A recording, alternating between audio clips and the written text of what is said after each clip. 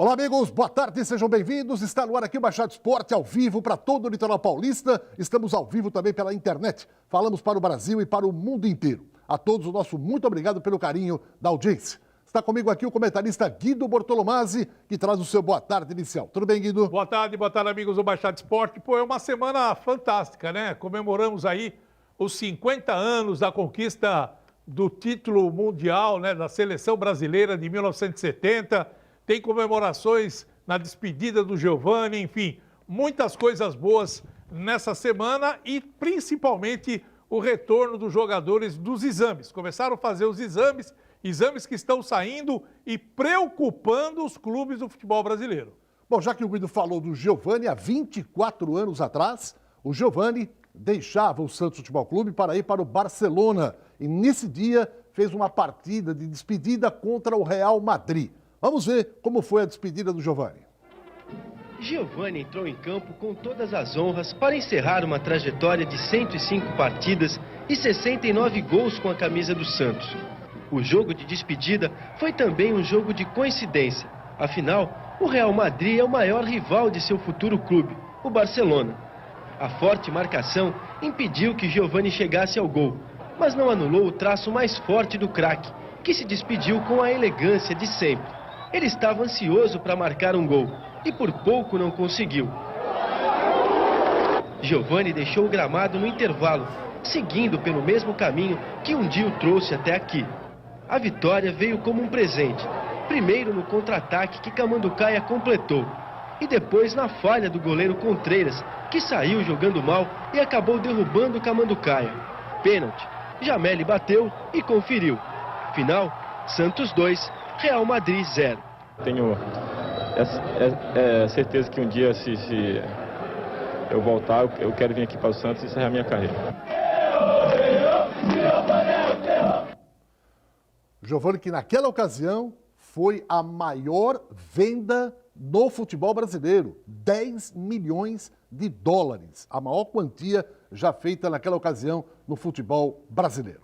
Olha, uma paradinha já, no próximo bloco. Como é que os jogadores estão retornando nessa pandemia? Segura aí, a gente volta daqui a pouco. Bem, Baixada Esporte está de volta e hoje vamos falar, claro, do futebol na pandemia. Alguns clubes já retornando às suas atividades.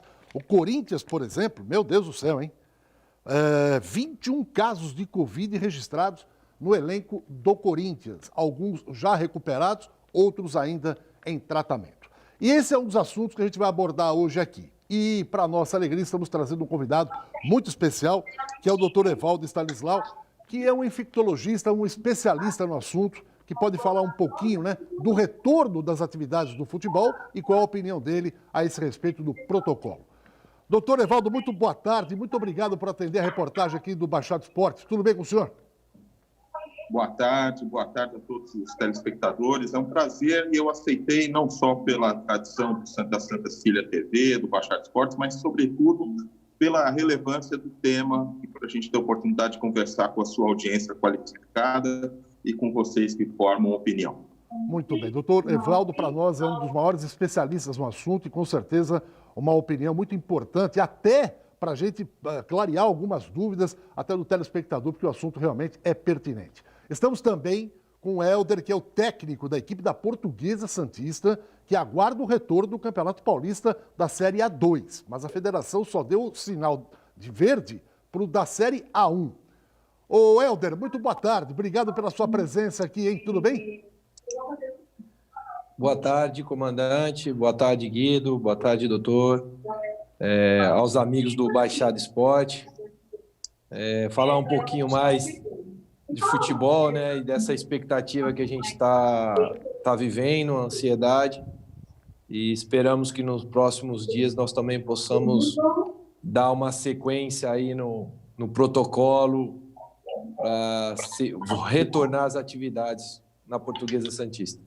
Bom, os jogadores do Santos já começaram o retorno e o trabalho da equipe médica do Santos foi, no primeiro passo, descontaminar o CT do Rei Pelé, onde os jogadores se reapresentam. Vamos ver como foi.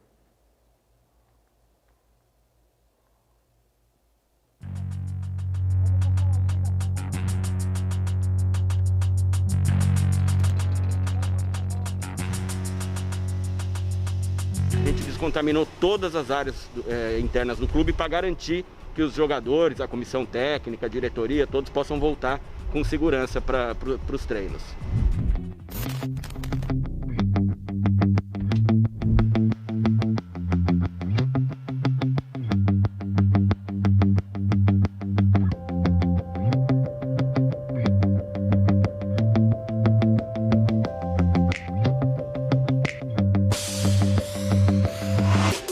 Hoje nós fizemos a descontaminação de todas as áreas internas e externas aqui do CT.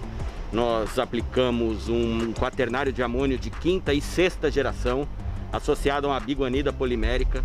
Essa molécula ela cria uma camada protetora, ela mata o vírus e ela faz uma ancoragem nas superfícies, criando uma película que, se o vírus encostar nessa película, ele é desativado imediatamente. A gente tem laudos laboratoriais que ele dura até 30 dias essa película, ela continua ativa. Então nós fizemos em todas as áreas, campo de treino, no banco de reservas, nas cadeiras, fizemos nos quartos dos jogadores, nos banheiros, na academia, todos os equipamentos da academia, no centro de fisioterapia, na administração, ou seja, a gente descontaminou todas as áreas internas do clube para garantir que os jogadores, a comissão técnica, a diretoria, todos possam voltar com segurança para os treinos.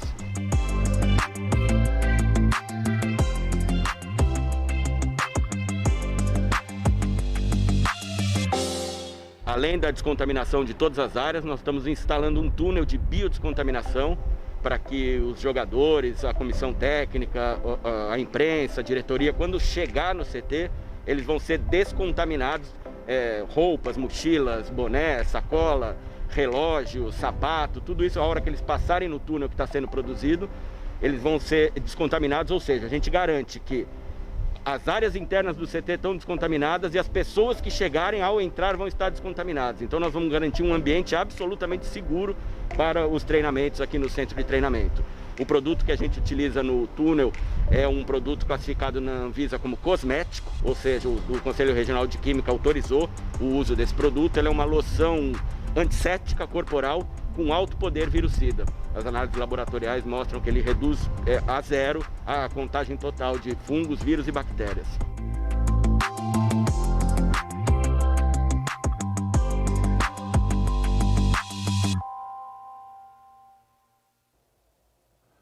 Doutor Evaldo, o senhor como um infectologista, um especialista, esse procedimento do Santos, que tipo de análise o senhor pode fazer para a gente?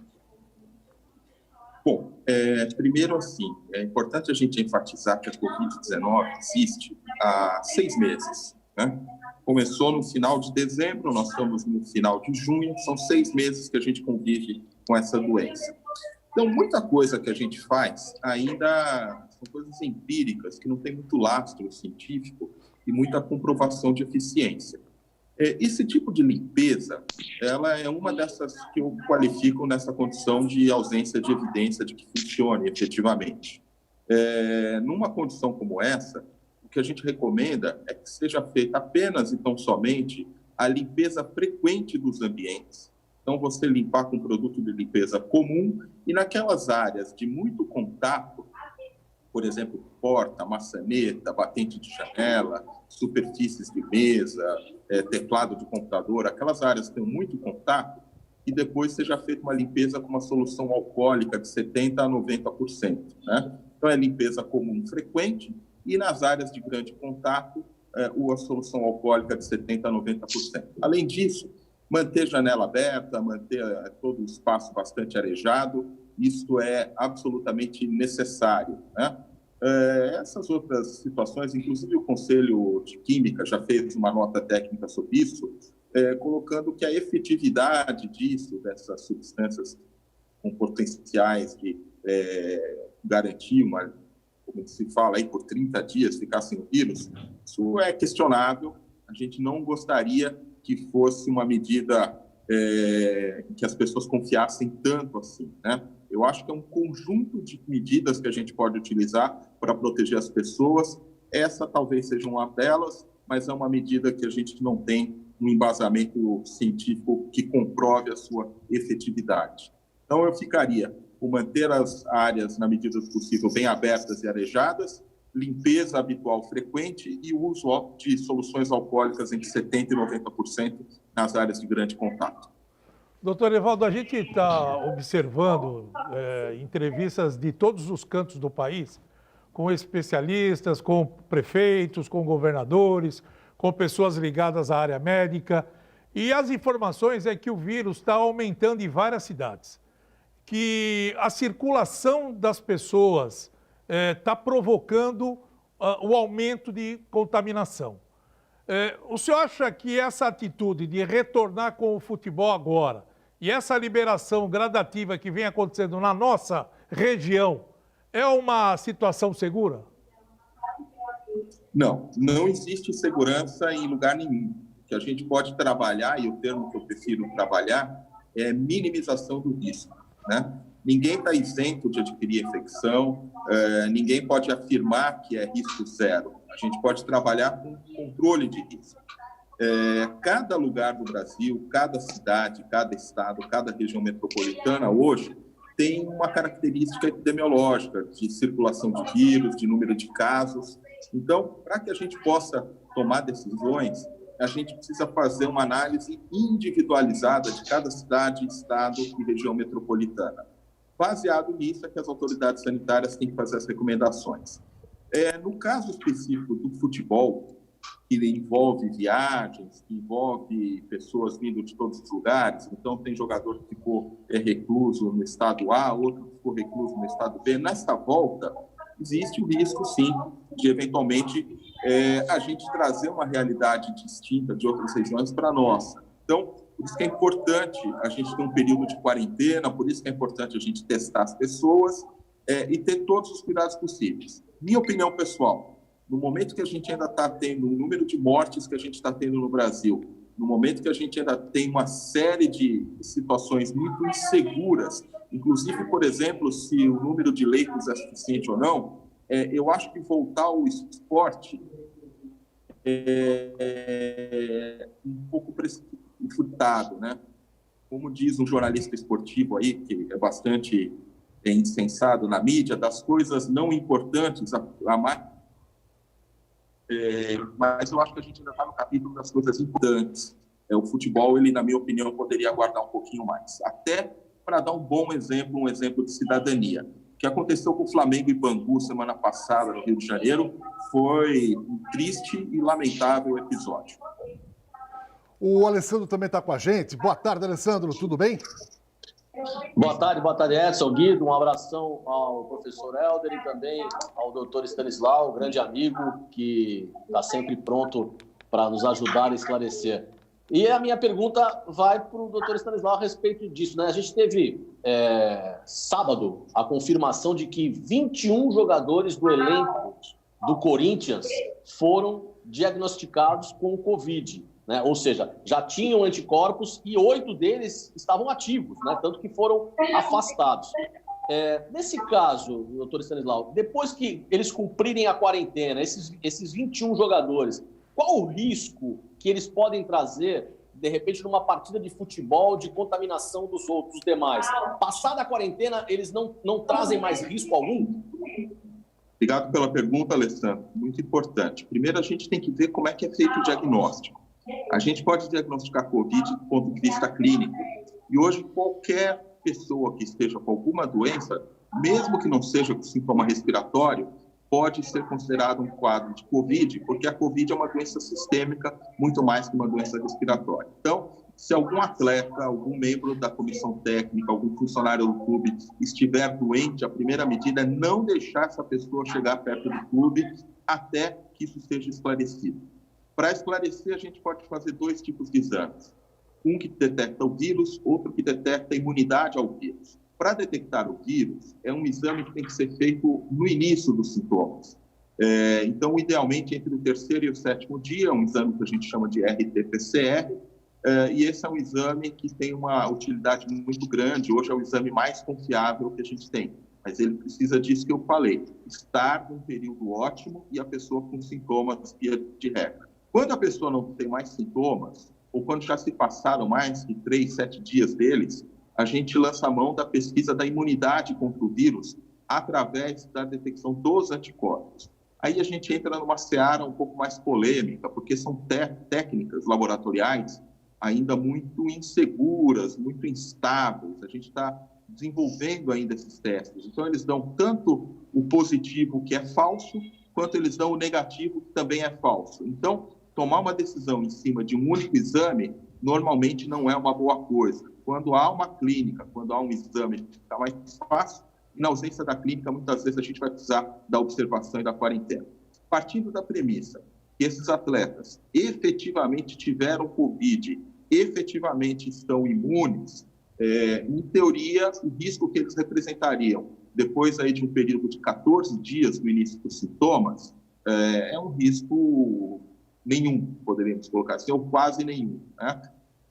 Não significa que eles estejam liberados para qualquer coisa também, porque a imunidade que a gente cria depois de ter Covid, aparentemente é uma imunidade que funciona, mas funciona por um período que a gente ainda não estabeleceu. Acreditamos que seja de 6 meses a 1 ano e meio, aproximadamente, talvez 2 anos, com sorte, né? Então, também não significa que pegar um atleta e falar, olha, você teve Covid, está liberado, pode cair na vida, não é assim que a gente faz.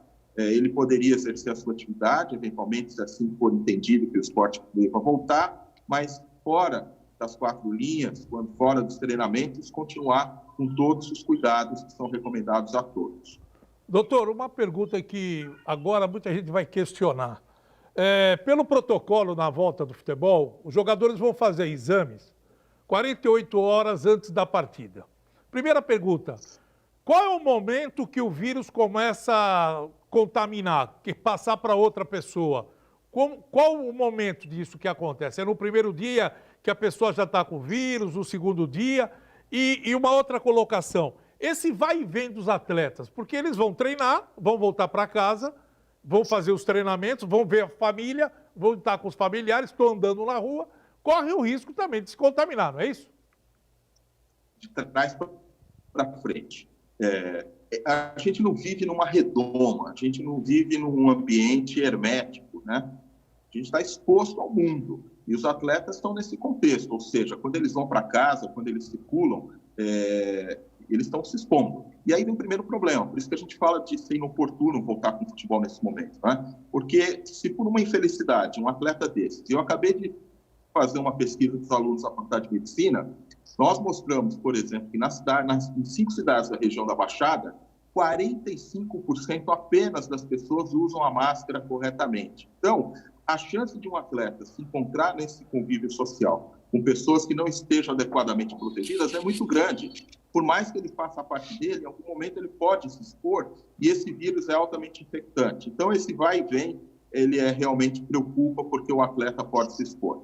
Em relação ao período, isso é uma das artimanhas do vírus. Ele é um vírus ardiloso que, além de se transmitir muito facilmente, ele se transmite antes de ter sintomas. Então, a pessoa está se sentindo muito bem. Não adianta você ir lá ver se a pessoa está com febre ou não está com febre. Tem muita gente que tem Covid e não tem febre, e outros vão apresentar sintomas 2 a 3 dias depois de já estarem transmitindo o vírus. Então, a pessoa pode estar infectada por 2, 3 dias e já está transmitindo o vírus e não apresenta sintoma nenhum. Então, fazer exame 48 horas antes, dependendo do exame, inclusive, e do tempo de realização, não é garantia para ninguém. Esse protocolo, de você testar uma pessoa 48 horas antes, de novo, ele pode até minimizar um risco, mas ele não assegura risco zero e tem vários aspectos técnicos que são problemáticos nesse sentido. O Helder, você como técnico da equipe da Portuguesa está aguardando o retorno, até com o protocolo. Você tem alguma pergunta ao doutor Evaldo, que é um especialista, um infectologista, um dos mais renomados médicos dessa área em todo o Brasil? Por favor, aí, Helder. Bom, doutor, a gente vive numa... A gente sabe que nós não estamos seguros totalmente, né? Enquanto não sair uma vacina e a nossa preocupação dentro do protocolo, a gente está vivendo uma ansiedade muito grande na Portuguesa, porque 2 motivos. Tentar manter esse protocolo que foi criado pela federação, mas nós sabemos que os clubes menores tem dificuldades. Então, na Portuguesa, se existe toda uma preocupação em relação a fazer os exames, a higienização, mas é como o senhor falou, nós estamos ali dentro e o atleta ele está exposto a esse contágio. Então, qual é a orientação que o senhor poderia nos passar para tentar minimizar, já que a gente na Série A2, nós acreditamos que após 14 dias a federação deva autorizar o retorno, pelo menos para teste. Olha, Helder, primeira coisa, eu queria te dizer que eu sou super solidário a você e a todos, e queria eu ser aqui o portador de melhores notícias. Mas, assim, do ponto de vista estrito, médico, o melhor conselho que eu posso dar é continue em casa, vejam uma maneira de manter a forma atlética de cada atleta, com uma individualização do treinamento de cada um em casa, ou agora que liberaram a praia, fazendo aí um exercício isoladamente, sozinho, longe, com distanciamento, né? Mas isso tem que ser feito. E caberia à Federação Paulista, à Confederação Brasileira, criar condições financeiras para subsistência e subsidiar esses times menores, e tem muita dificuldade. Porque se para o time grande da Série A já é difícil, e dirá para os times menores que lutam aí para manter suas atividades. Então, eu faço aqui a mesma resposta que eu faço para a macroeconomia.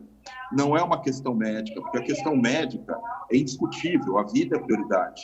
A questão financeira, sim, ela é discutível. Existem mecanismos, tanto na macroeconomia quanto no futebol, para que a gente pegue um pouco dessa fortuna que a CBF tem, que a federação tem, de toda a arrecadação que assiste, e reparta com aqueles clubes que estão sem renda ou estão com uma dificuldade, para dar tranquilidade para a comissão técnica, para os atletas poderem obedecer à parte médica. Veja, um atleta que tem uma mínima lesão muscular, ligamentar, o que ele faz? Ele fica parado pelo tempo que for necessário. Nós estamos falando de uma doença que pode matar, e as pessoas vão se sujeitar a um risco para jogar futebol. Eu acho que é uma inversão de valores. E veja, a gente fala, mas na Europa já não estão jogando? Na Europa já não tem lá, o campeonato voltou? Sim, mas como eu falei no começo da minha intervenção, cada cidade, cada região metropolitana, cada estado e cada país tem a sua realidade. A Europa hoje já vive um momento onde tem menos vírus circulando. Então, lá é seguro você começar um projeto de retomada. Na América Latina e no Brasil, a gente não tem esse momento ainda. Pode ser que daqui a um mês, daqui a 2 meses, a gente tenha, mas hoje me parece precipitado. Então, meu amigo Helder, a minha sugestão a você é que eu acho que os dirigentes esportivos, os jornalistas têm que ficar em cima da Federação Paulista, em cima da CBF, para garantir a subsistência dos clubes menores, que tem menos gordura para queimar. Os atletas têm que manter o seu condicionamento atlético, mas a parte tática e a parte de jogo mesmo, eu acho que é precipitada voltar ainda por conta do momento epidemiológico que a gente vive no Brasil. Doutor Evaldo, pois não, viu, comandante, só para concluir, nós estamos inseguros, né, por uma parte que quer queira, quer não, preocupados por causa da saúde, e nós estamos mantendo, viu, doutor, treinos online, tentando conscientizar os atletas da importância desse momento, né, para aguardar. E aí eu só queria colocar falando sobre o vírus, nós entramos num momento que o vírus, nós entramos num período do inverno, né? E ele se propaga, ele tem mais facilidade para isso. Não tem uma correlação aí, doutor, não só talvez com a população também não tendo o devido cuidado, mas também agora a gente não era previsto mais ou menos esse pico, né, nesse período? Helder, o vírus ele gosta do frio, sem dúvida nenhuma. Mas o que a gente tem visto na prática, e baseado em outros vírus que são primos desse, é que ele não dá muita bola para o calor, não, viu? Ele gosta do frio, mas ele também fica bem no calor. Tanto é que a gente vê em países quentes, como no Oriente Médio, no Egito, A gente teve lá o MERS, né? A gente vê aqui na região norte do Brasil, que é super quente, teve um grande acometimento de Covid-19. Então, o que vai acontecer no inverno é que a gente vai ter uma somatória, porque é a época da influenza também, de outros vírus respiratórios. Então, a gente vai ter como se fossem duas nuvens carregadas, né? Uma de Covid e a outra de gripe e de outros vírus respiratórios que vão se encontrar. E aí a gente passa a ter uma tempestade um pouquinho mais intensa. Nós estamos nos preparando para, sim, que a gente tenha um aumento dos sintomáticos respiratórios nesse período de inverno, se é que o inverno vai ser rigoroso, né? Temos que ver isso. Doutor Evaldo, aproveitando a audiência na Baixada Santista e o seu conhecimento científico, muitos pais estão ansiosos em relação à volta às aulas. Não só crianças de 12, 13 anos, mas principalmente as crianças mais pequenas, de 3 anos, 4 anos, que estão naquela pré-escola, aquele período mais de brincadeiras, né, do que propriamente de estudos. Eu gostaria que o senhor pudesse passar uma mensagem. O número de crianças infectadas na Baixada Santista é grande, é pequeno, é significativo, é insignificante? O que o senhor pode falar? E em torno da volta às aulas, qual é a previsão mais segura, na sua opinião? A gente não tem esse número, porque, na verdade, as crianças, elas são infectadas, qualquer pessoa é infectada, independente da idade. Mas as crianças, elas têm uma forma mais branda. As crianças, em geral, são assintomáticas. E o único jeito que a gente teria para fazer isso é se a gente fizesse uma testagem em massa na população infantil. Dentro disso, doutor, dentro disso que você colocou agora, dessa testagem em massa, era uma pergunta até interessante que eu queria fazer para o senhor. Esse retorno às aulas com uma testagem em massa não seria uma maneira também segura de saber quantos infectados nós temos em termos de jovens na nossa região? Por exemplo, seria obrigatório a escola que for voltar às aulas fazer uma testagem em massa por conta da escola, inclusive, porque muita gente está pagando mensalidade e o filho não está estudando. Então, fizesse essa testagem para a gente também ter esse diagnóstico, doutor? Então, Alessandro, a testagem seria a resposta se ela fosse 100%, mas aí tem, como eu falei anteriormente, os problemas técnicos da qualidade do teste, da interpretação do teste, falso positivo, falso negativo, e se vier negativo, não é garantia que amanhã depois ela não fique positiva, né? Então, a testagem, eu dei como exemplo, se a gente tivesse, hipoteticamente, capacidade de ter um teste muito efetivo e de manter esse nível de testagem, fizesse uma testagem em massa, talvez. Onde foi feito isso? Coreia do Sul. Coreia do Sul testaram lá em massa a população. Eles encontraram em mais de 20% dos jovens a presença do vírus.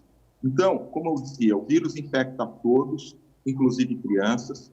Felizmente, nas crianças é uma manifestação muito branda e assintomática, via de regra, mas eles podem levar a infecção para casa, os mais velhos, os doentes crônicos. Então, eles servem como multiplicadores da infecção se voltarem à rotina normal. Então, gente, no fundo, infelizmente, enquanto a gente não tiver uma vacina efetiva e disponível a todos, o que a gente vai viver são esses momentos de maior liberdade para ir e vir, de mais retração social, porque a gente precisa afastar as pessoas para evitar o contágio, e de picos e vales no número de casos. Infelizmente, a nossa é uma realidade hoje, a gente tem duas opções. Ou a gente lamenta ou a gente se adapta a isso. Eu prefiro que a gente busque saídas para nós nos adaptarmos e continuarmos levando a nossa vida da melhor maneira possível, né? E priorizando aquilo que é essencial e depois o que não é tão essencial conforme a pandemia vai caminhando. Doutor Evaldo, ontem saiu uma matéria importante na CNN a respeito do tipo sanguíneo. Há um estudo feito por um médico alemão de que os sanguíneos tipo A têm maior probabilidade de pegar o vírus da Covid-19. Já os de na verdade, não é de pegar o vírus, Edson.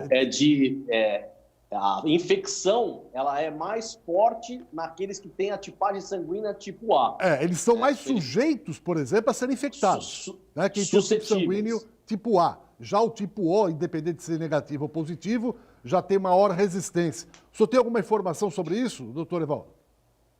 Então, 6 meses de infecção. Várias frentes de pesquisa são feitas. O volume de artigos que sai, vocês não têm noção do volume de artigos que sai.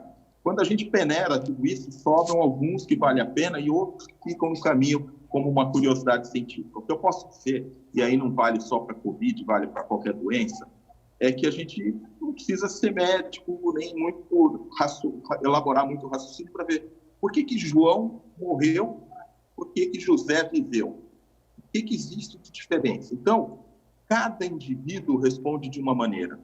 Então, existem as doenças crônicas, existe a idade, existe uma série de coisas, e existe um componente genético. O vírus, ele entra nas nossas células através de receptores específicos e, uma vez que entrou na célula, ele se multiplica. Então, a primeira barreira que o vírus tem que vencer, são esses receptores. Se a gente, por uma característica genética, por exemplo, tiver um receptor diferente, o vírus vai ter mais dificuldade. Por aí, saiu também no New England Journal of Medicine um artigo agora, semana passada, mostrando que alguns perfis genéticos são mais ou menos propensos, e é nessa linha que vai a tipagem sanguínea, a ter complicações. Então, hoje a gente está vivendo a era da medicina personalizada, onde nós temos uma identidade genética molecular e que cada um de nós vai ter ou não ter determinada doença dependendo dessa identidade molecular. E a Covid, a exemplo de outras doenças infecciosas, também sofre o impacto da nossa genética. Bom, para finalizar com o doutor Evaldo, já de antemão agradecendo, porque é um tempo precioso que ele está nos destinando e, evidentemente, deixando de prestar serviço que ele faz aí diariamente. Doutor Evaldo, essa é uma situação comum para muitas famílias. Às vezes uma pessoa infectada infectou toda a família e moram juntos. Aí foram internados. Aí, mediante o tratamento, recebe a alta, mas não está curado totalmente. Vai seguir fazendo o tratamento em casa. Se a mesma família, 2 ou 3, estiverem fazendo esse tratamento, não está totalmente curado, eles ainda estão sujeitos a passar a infecção um para o outro ou não há nenhuma probabilidade disso? Não, não há essa probabilidade. A gente adquire uma imunidade, a gente não sabe se essa imunidade é duradoura, quanto tempo ela dura, mas ela é suficiente para, pelo menos nesse momento, a gente poder falar que você teve Covid, você transmite o vírus 2 a 3 dias antes dos sintomas e a gente acredita que a maioria das pessoas, no máximo, até 8 dias de sintomas. Por isso que, para a grande maioria dos pacientes, depois a gente fez um número cabalístico, o número 14. De 14 dias para frente dos sintomas, é muito, muito, muito improvável que alguém transmita. Por isso que, quando a gente fala em quarentena, a gente sempre fala 2 semanas, que é um período que a gente sabe que tem muita segurança que essa pessoa não transmita mais o vírus e os outros que estiveram infectados juntos desenvolveram anticorpos e não vão pegar mais. Então, baseado nessa premissa, vai chegar um momento que o vírus circulou tanto e tanta gente se infectou que a gente vai ter um conceito que a gente chama de imunidade de rebanho, ou seja, o vírus já não se transmitirá mais com tanta facilidade, ele vai encontrar pessoas imunizadas no seu caminho e essas pessoas imunizadas, portanto, não se infectarão e não levarão o vírus para frente. Exatamente o oposto do que a gente encontra hoje, que é baixa imunidade, então as pessoas se expõem ao vírus, se infectam, o vírus para frente. Muito bem. Doutor Evaldo Stanislau, muito obrigado pela sua participação. Posso só fazer uma última perguntinha para ele? Pois não, Alessandro, para a gente liberar, porque evidentemente ele deve estar muito atarefado. Não, só para encerrar, já agradecendo o amigo, o senhor acha que até o final do ano nós vamos ter uma vacina já, essa de Oxford, por exemplo, que está bem adiantada, ou a da China? Você acha que a gente vai ter essa vacina até o final do ano? Se Deus quiser, a gente vai ter a vacina validada, em larga escala e pronta para uso. Eu acho que a gente vai ter que esperar um pouquinho mais. Então, o final do ano que vem é mais seguro, né? Eu não queria aqui fazer nenhuma futurologia, mas se a gente tiver que estabelecer um prazo, assim, puxa, mas provavelmente uma vacina, é possível que até o final desse ano, começo do ano que vem, a gente tenha, assim, pelo menos 3 vacinas que estão mais avançadas, né? Essa chinesa, a de Oxford, e uma também americana. Então, vamos torcer, né? E eu queria dizer aqui para vocês, eu sei que eu já estou me despedindo de vocês. Fique à vontade, doutor Stanislau, fique à vontade. Não, mas assim, primeiro da minha alegria de estar aqui com vocês. De novo, eu queria falar, olha, volta tudo, até porque eu, como torcedor do Santos, quero ver meu time ganhando de novo. Segundo, que às vezes a gente esperar um pouquinho mais e voltar quando o cenário estiver mais claro, mais tranquilo, vale a pena, gente. Eu já estou com 52 anos de idade, eu tenho filhos, eu procuro ensinar para os meninos, às vezes, que é melhor a gente ter um pouquinho de paciência, fazer uma base bem feita, porque depois o resultado ele é mais robusto, ele é mais consistente. Quando a gente faz a coisa de qualquer jeito ou com pressa, não dá muito certo. E eu estou vendo aí que a gente tem muito um sonho de voltar para o futebol, a gente quer imitar a Europa, que já está jogando, mas eu insisto, Europa é Europa, América Latina é América Latina. Não estou fazendo aqui nenhum julgamento econômico, social, cultural. Estou falando do ponto de vista epidemiológico. Covid na Europa já passou o pior, eles estão agora pensando em segunda onda, e a gente ainda está vivendo a nossa primeira onda. Então, vamos com calma, vamos mantendo o condicionamento físico da turma, vamos exigir a quem de direito que dê as condições para que os clubes se mantenham seus compromissos, e na hora certa a gente volta e o peixe vai para cima, e se Deus quiser vai ser campeão, que é a nossa vocação. Doutor Evaldo Stanislau, muito obrigado pela sua participação e tenho certeza que nós aqui do Baixado Esporte não só o cumprimentamos, agradecemos, mas deixamos sempre aqui portas abertas para quando o senhor tiver ou necessitar passar alguma informação para a nossa população. Muito obrigado, viu? Obrigado a vocês, um grande abraço. Bom, a gente volta daqui a pouquinho na sequência do Baixado Esporte com o Helder, com o Alessandro e com o Guido também. Até já. Baixado Esporte está de volta, hoje com o Helder, com o Alessandro Nunes Bortolomazzi, com o Guido, também com o doutor Evaldo Stanislau, que agora há pouco, evidentemente, deu aqui importantes informações a respeito da Covid e dessa pandemia. Eu tenho dois recados importantes para você que está acompanhando o Baixado Esporte. O primeiro deles é a respeito do seu celular. De repente, em casa, nessa pandemia, dá um pane no celular. Aí o cara, poxa, o celular eu tenho contato com todo mundo, né? É com parentes, com amigos, com empresários, com fornecedores, enfim, com clientes. Não se preocupe, você não precisa nem sair de casa para arrumar o seu celular. É só ligar para esse celular que está na tela, 988-015626, que a Top Center vai mandar um técnico aonde você está, faz a avaliação do problema, arruma e você pode pagar em 12 vezes no cartão. Então, deu pane no celular? Não fique preocupado, não precisa nem sair de casa. Top Center, é só ligar para esse celular que está na tela do vídeo. E detalhe, tem todo tipo de acessório que você precisar também. Top Center, há 10 anos no mercado. E outro destaque importante para você que vai comprar produtos para festa são as promoções da Cacau Center. É a maior loja do gênero em toda a Baixada. Você está vendo esses produtos que estão na tela? Esses preços você não encontra em lugar nenhum. Não são apenas esses preços aí, porque são mais de 40 mil itens que você encontra lá na Cacau Center. Fica ali na Avenida Prefeito José Monteiro, 744, bem pertinho do Carrefour, em São Vicente. Falou em festa, falou Cacau Center. Helder, você ainda não tem o sinal verde do governador João Dória e nem da Federação Paulista de Futebol para o retorno da Série A2, apenas atividades da Série A1.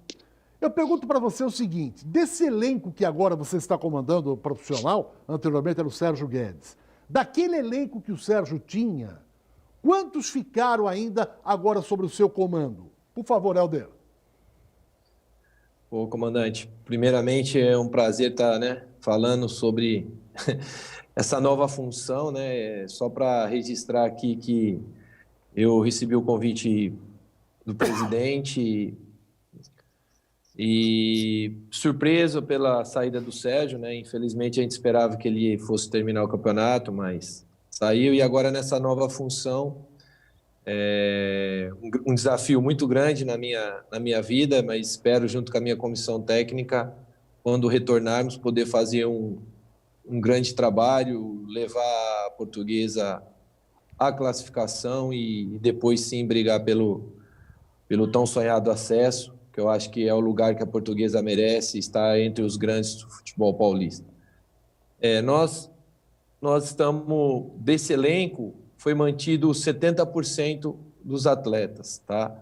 É claro que é um acordo verbal, até porque ainda só vai começar, como o presidente falou, rodar o taxímetro a partir do momento que a federação realmente dá uma data prévia para o retorno, mas nós estamos treinando.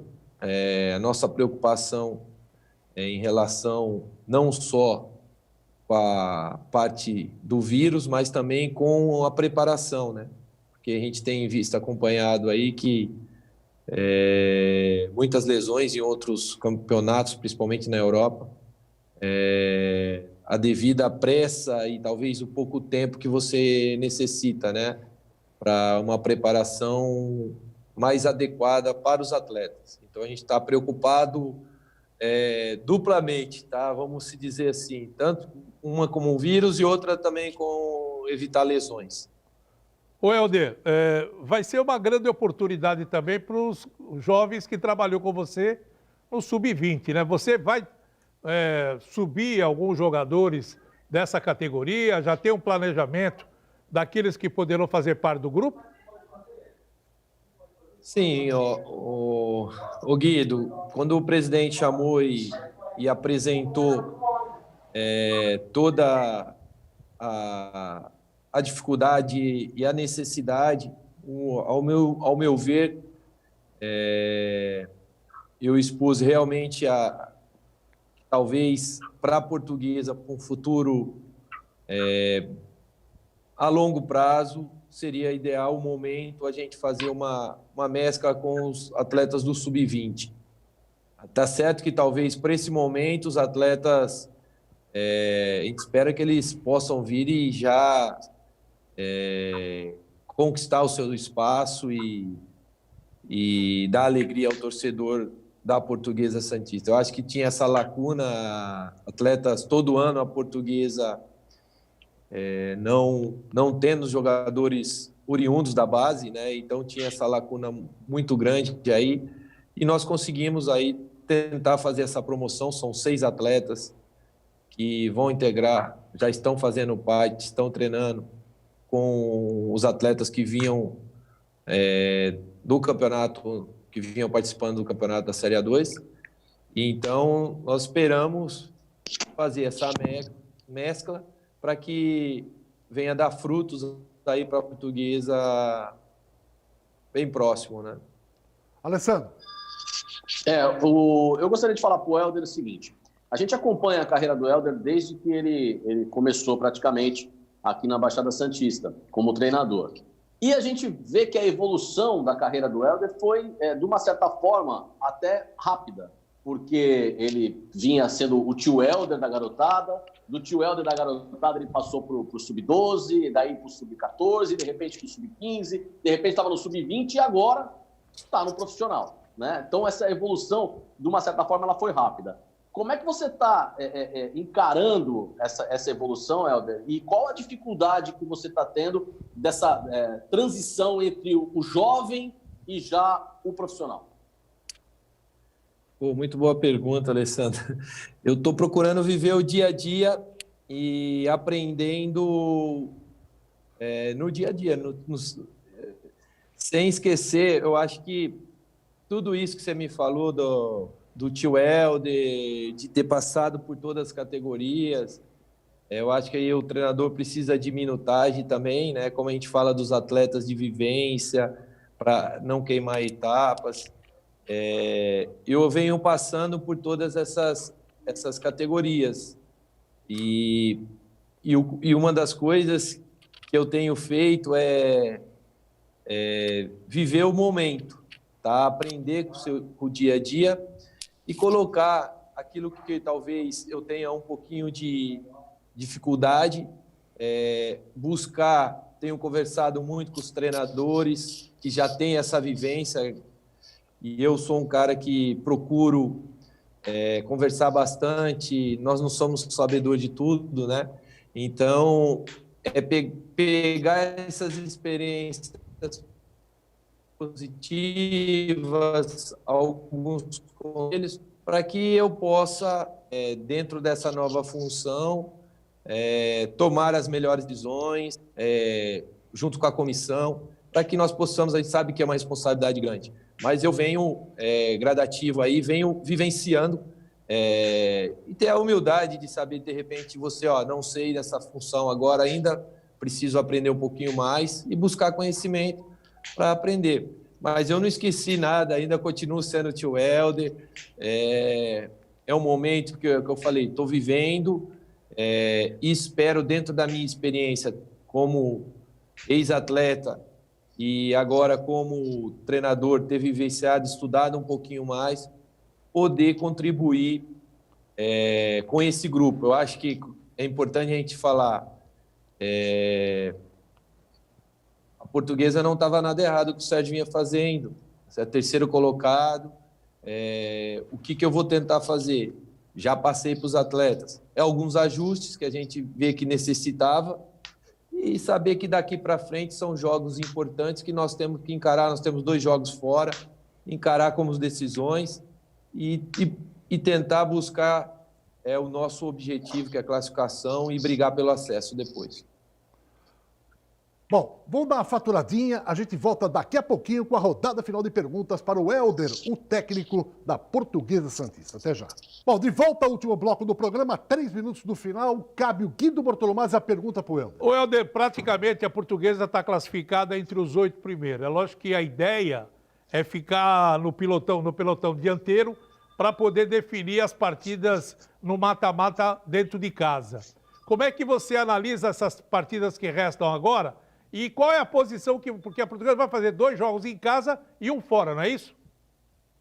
Não, nós vamos fazer 2 fora e 1 em casa. É o contrário? É o contrário, Mas ganhando o jogo de casa, a Portuguesa vai a 23 e já se mantém, pelo menos, entre os 4 primeiros colocados. Qual é a expectativa de vocês?